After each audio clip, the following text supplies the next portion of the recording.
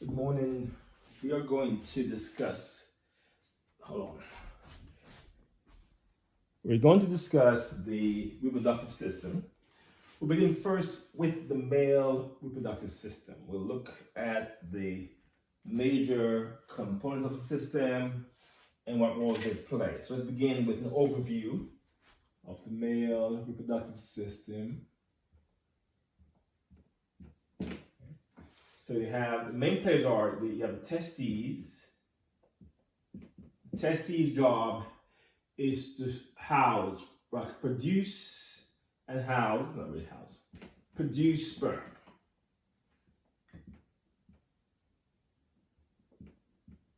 Done in the testes.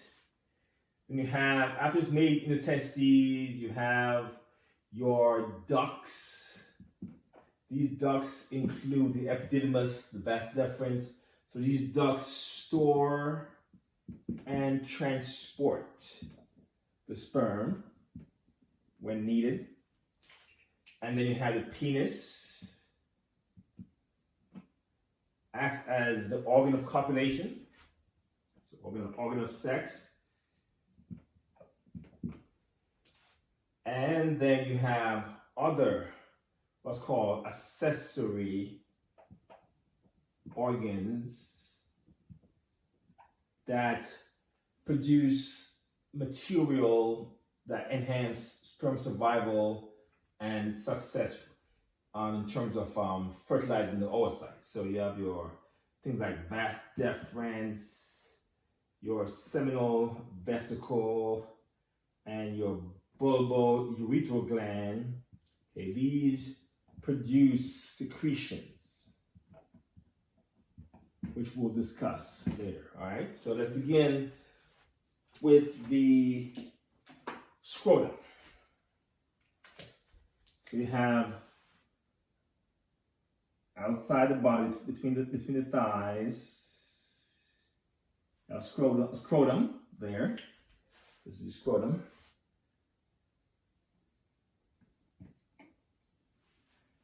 And the scrotum has two sacs, so two sides, okay, divided by a raphe in the middle. And in each, well, before we go inside the scrotum, we have, well, no.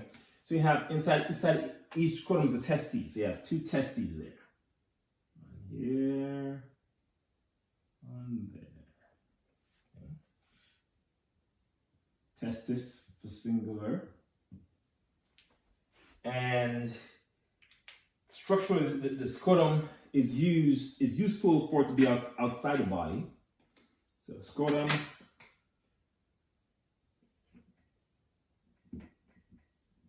is outside the body, and that keeps the testes at 3 degrees centigrade cooler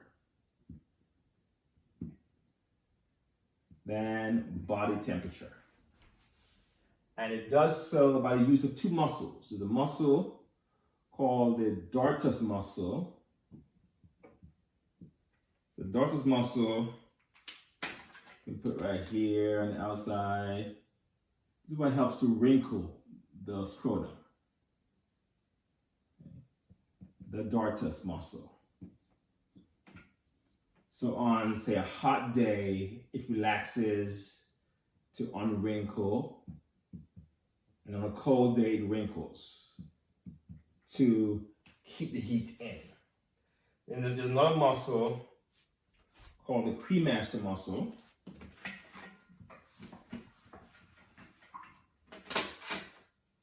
That's cremaster muscle. Helps to raise the testes. Okay, so those muscles kind of drape over the testes, like so. Muscle like that. The cremaster muscles. They can lift up the testes on a cold day so they get warmed by the body, or allow them to descend away from the body on a hot day. So that's the job of the scrotum, to house the testes and to keep it cooler than normal body temperature, because at normal body temperature, the testes do not work optimally. So you make less sperm cells at that warm temperature.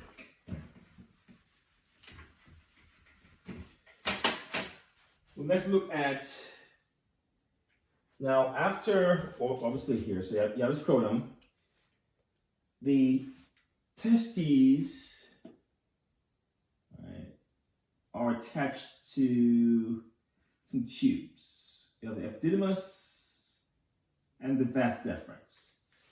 So these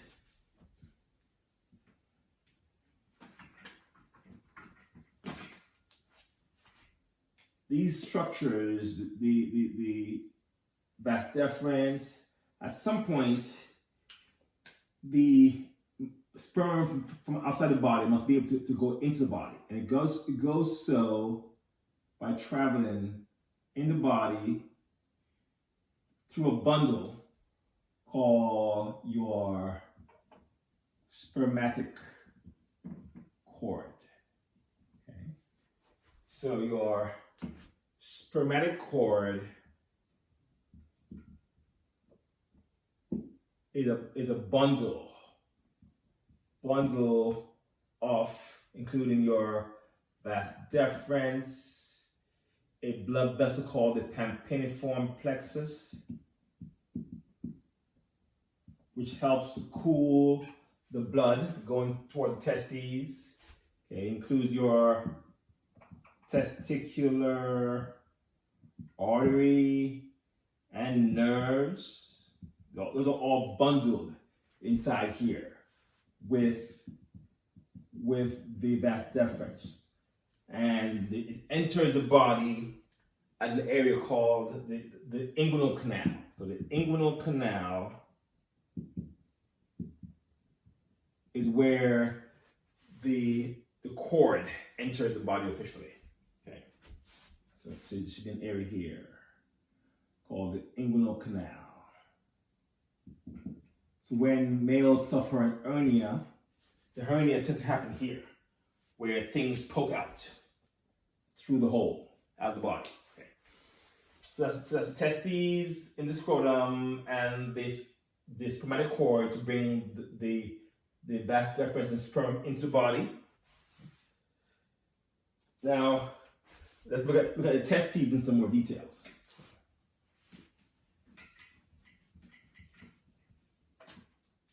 So the testes, two of them, I'll just draw one of them. So here's the testes. It's a double layered membrane around it. So the outer layer, of course, here is your tunica albuginea. The inner layer is a tunica vaginalis, which is, so the two layers to the albuginea, the visceral layer and the parietal layer, but the vaginalis is very closely on the inside of the visceral layer, and that vaginalis layer will go in to divide the testes into things called lobules. Okay, these are your lobules of the testes. And in the lobules, you have these tubes called your seminiferous tubules. These are your seminiferous tubules. These are the tubules where you make the sperm cells inside the seminiferous tubules. Okay, and then what's I'll talk about here? Eventually, these tubules will feed into a common area of the testes called the rete testis. And then from there, the sperm will be sent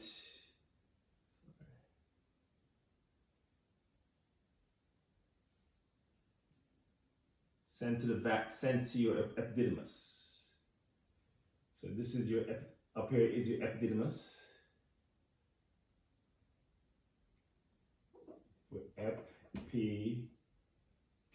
Epididymis, which will store your sperm cells for you. And sperm cells get to your epididymis by flowing from the rete testis into things called your efferent ductules to enter the epididymis.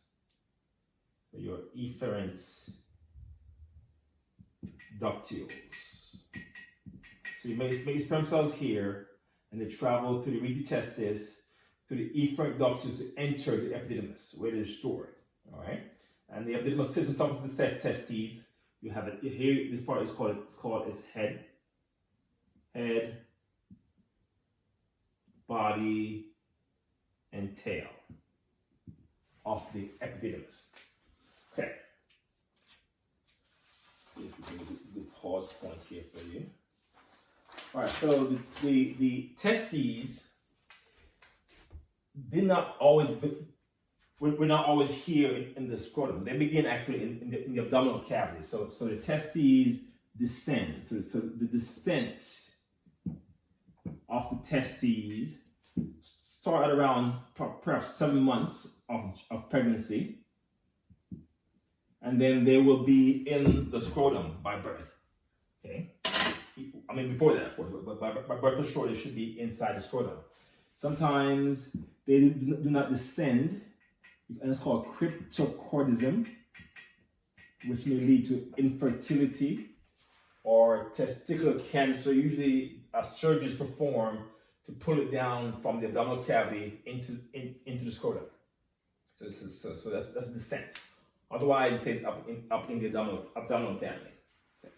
Let's pause there.